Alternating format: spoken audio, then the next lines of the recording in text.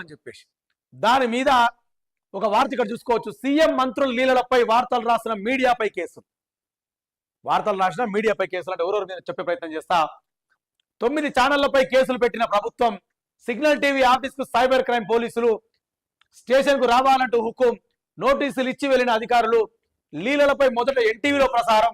ఆ ఛానల్ కు తూతూ మంత్రంగానే నోటీసులు.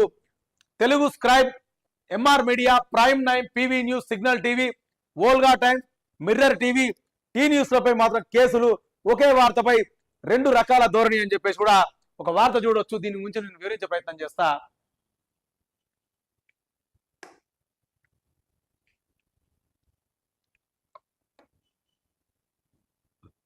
ఇక్కడ చూడండి.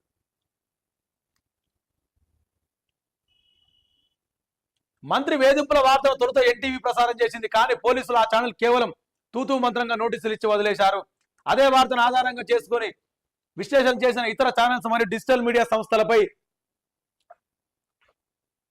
తదితర ఛానళ్లపై మాత్రం కఠినంగా వ్యవహరిస్తున్నారు. నోటీసులు కూడా ఇవ్వకుండా నేరుగా స్టేషన్ కు రావాలంటూ ఒత్తిడి తెస్తున్నారు. Signal TV managing director Siva Reddy కార్యాలయం చేరుకున్న సైబర్ క్రైమ్ పోలీసులు వెంటనే స్టేషన్ రావాలంటూ హుకుం జారీ చేశారు. తీరుపై శివారెడ్డి అసహనం వ్యక్తం చేశారు. ప్రధాన ఛానల్ను ఏమీ అనకుండా కేవలం వార్తను విశ్లేషిస్తూ కథనాలు ప్రసారం చేసే తమపై ఎందుకు కఠినంగా అని చెప్పేసి కూడా ఒక వార్త ఇక్కడ చూసుకోవచ్చు. ఏదైతే మొన్న ఎన్టీవీలా ఫస్ట్ ప్రసారం చేసిందే శాటిలైట్ ఛానల్ ఎన్టీవీలో చేసింది. ఆ ఎన్టీవీకి మాత్రము తూతూ మంత్రంగా ఒక నోటీస్ పంపించారు. ఎందుకు అట్లా పంపించారో తెలుసా? అది ఎన్టీవీ ఎవరిది? Yellow media, Chandrababu Naidu media NTV. కాబట్టి అక్కడ ఎన్టీవీకి చంద్రబాబు నాయుడుకి మంచి సపోర్ట్ ఉంటుంది కదా, ఎల్లో మీడియా కదా. అందుకే దానికి నోటీసులు తూతూ మంత్రంగా ఇది ఇచ్చినామా వీళ్ళ ఫస్ట్ ప్రసారం చేసిందే వాళ్ళు. వీళ్ళు ఏమైనా గీసులు గట్టిగా బుక్ చేసి ఓన్ మీద బుక్ చేయాలా?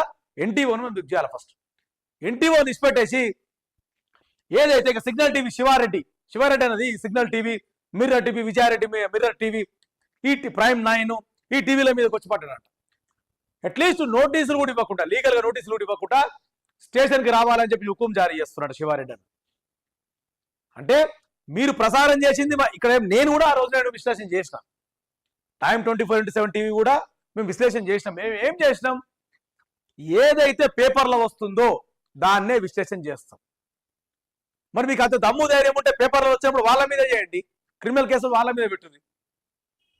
అంటే విశ్లేషణ చేయడమే తప్ప అంటే ప్రశ్నించే గొంతును కూడా మీరు తొక్కుతారా? అంటే ఈ మీడియా గొంతును కూడా తొక్కడానికి, సోషల్ మీడియా గొంతును కూడా తొక్కడానికి ప్రయత్నం చేస్తున్నా.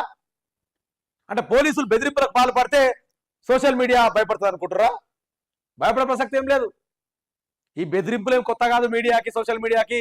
ఈ కథాకారకం కొత్త కాదు, ఇవన్నీ నడుస్తూనే ఉన్నాయి, కామన్ ఇవంతా. కానీ ఒక మాట చెప్తే వినుకోండి, ఇదే సోషల్ మీడియాని, ఇదే మీడియాని అడ్డం పెట్టుకొని వచ్చిందే మీరు, ముఖ్యమంత్రి రేవంత్ రెడ్డి గారు, మీ కాంగ్రెస్ గవర్నమెంట్ ఈ మీడియాని అడ్డం పెట్టుకొని వచ్చింది బయట అధికారంలోకి. పేర్లు చెప్పాలా? తీర్మానం మల్లన్న తోటి అధికారం రాలేదా కాంగ్రెస్ పార్టీకి? ఆయన మస్తు పుడతాయాలండి అప్పుడు అడ్డమైన మాటలు మాట్లాడకుండా కేటీఆర్ ఫ్యామిలీతో సహా. మరి ఇప్పుడు ఏడుండో తెలియదు మళ్ళీ తీర్మానం మల్లన్న. తొలివేలు రఘు కూడా మీకు హెల్ప్ చేయలేదా గవర్నమెంట్ రావడానికి? కేసీఆర్ ఎన్ని మంచి పనులు చేసినా కూడా దాన్ని భూతత్వంలో చెడు పనులు చేసిందని చూపించింది తీర్మానం వల్ల తొలివేలు రఘు. మరి ఇప్పుడు తెలంగాణ ప్రజలకు ఇంత అన్యాయం జరుగుతుంది, రైతుల కాక ఇంత అన్యాయం జరుగుతుందంటే మాత్రం ఏ ఒక్కరు వచ్చి మాట్లాడరు. ఈ సోషల్ మీడియాని అడ్డం పెట్టుకుని ముఖ్యమంత్రి రేవంత్ రెడ్డి ముఖ్యమంత్రి అయ్యిండు. ఇప్పుడు అదే మీకు వ్యతిరేకంగా రాస్తున్నారు అంటే వ్యతిరేకంగా కాదు, అక్కడ జరిగేది రాస్తున్నారు వాళ్ళు ఖాళీగా, అంతే. మేమైనా అక్కడ జరిగేదే మాట్లాడుతున్నాం. కొత్తగా క్రియేట్ చేసి అయితే మేము మాట్లాడతాం ఇక్కడ. మరి క్రియేట్ చేసి మాట్లాడినప్పుడు మా మీద ఎన్టీఓ మీదేమో తూతూ మంత్రంగా కేసు, సోషల్ మీడియా మీద ఇంత ఘోరమైన కేసులు ఎందుకు? దేనికి? అంటే మాట్లాడొద్దా? ప్రజల పక్షాన్ని నిలబడొద్దా? మేము ప్రజల పక్షాన మాట్లాడొద్దు, ప్రజల పక్షాన్ని నిలబడొద్దు. ఇంకొక మాట కూడా మనం చూసుకున్నాం. మొన్న సంగారెడ్డి మాజీ ఎమ్మెల్యే జగ్గారెడ్డి అని మాట్లాడుకుంటా ఒక మాట మాట్లాడాను. ఆయన ఏమంటాడంటే, ఔరాబాయ్ కోమటిరెడ్డి వెంకటరెడ్డి మోగోడు, కోమటిరెడ్డి వెంకటరెడ్డి ఇది నువ్వు ఓనీరాబాయ్ వార్తలు రాయనీకు అని చెప్పేసి సంగారెడ్డి మాజీ ఎమ్మెల్యే జగ్గారెడ్డి మాట్లాడు. జగ్గారెడ్డి అన్న నేను సూటిగా ఒకటే మాట్లాడుతున్నానే, నువ్వంటే మంచి గౌరవం ఉన్నది నాకు కూడా. కానీ అన్న కోమటిరెడ్డి వెంకటరెడ్డి అన్న మీద ఎటువంటి ఆరోపణలు వచ్చినాయి, రుజువైనవో రుజువు కాలేదో తెలియదు. నువ్వు మాట్లాడిన మాటకు నేను మాట్లాడుతున్నా మీకు. నువ్వు మాట్లాడిన మాటకు నేను కౌంటర్గా మాట్లాడుతున్నా ఒకటే మాట. కోమటిరెడ్డి వెంకటరెడ్డి ఒక బిజినెస్ మ్యాన్ అయి ఉంటే, ఒక నార్మల్ క్యాండిడేట్ అయి ఉంటే ఆయనతోటి మాకు ఎటువంటి సంబంధాలు లేవు. ఆయన పర్సనల్గా ఏమన్నా ఊరేగొచ్చు, ఏమన్నా చేసుకోవచ్చు, మాకు సంబంధాలు లేదు. అయినా ప్రజాప్రభుత్వం అని మీరు మాట్లాడతారు కదా, మీ ప్రభుత్వంలో ఒక ఎమ్మెల్యే, మీ ప్రభుత్వంలో ఒక మంత్రి, ఆయన ఒక మంత్రి మీద అట్లా ఆరోపణలు వచ్చినప్పుడు అది ఖచ్చితంగా చెప్పే బాధ్యత సోషల్ మీడియా మాకున్నది బాధ్యత. ఆయన పర్సనల్ విషయాలు మీరు ఎట్లా పోతారు రాబోయే అంటే, ఆయన మంత్రి కదా, ఆయన మంత్రి కాకుండా నార్మల్ కోమటిరెడ్డి వెంకటరెడ్డి అయితే మాకు అవసరమే లేదు ఆయనతో. ఆయన ఎవరో మాకు తెలియదు, మా ఇంటి పక్కన అయినో మా ఇంటి ముంగట అయినో అనుకుంటాం మేము అంతవరకు. కానీ ఆయన ఒక మంత్రి, రాష్ట్ర పదవిలో ఉన్న మంత్రి. ఆయన మంత్రి మీద వార్త వచ్చింది, అది నిజమా కాదా అనేది తర్వాత విషయం. మంత్రి మీద మీడియాలో, శాటిలైట్ మీడియాలో వార్త వచ్చింది కాబట్టి సోషల్ మీడియా త్రూగా మేము దాన్ని వివరించే ప్రయత్నం చేసాం తప్ప, కానీ ఏదో ఒకరి మీద బురద జల్లాలా, ఖచ్చితంగా ఎవరి పర్సనల్ వాళ్ళకు ఉంటుంది, ఎవరి ఫ్యామిలీ వాళ్ళకు ఉంటుంది, ఒకరి మీద బురద జల్లాలనేది ఎవరు చేయలేము.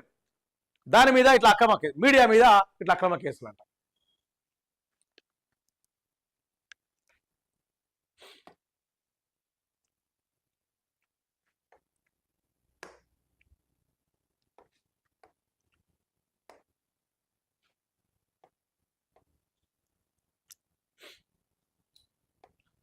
ఇక్కడ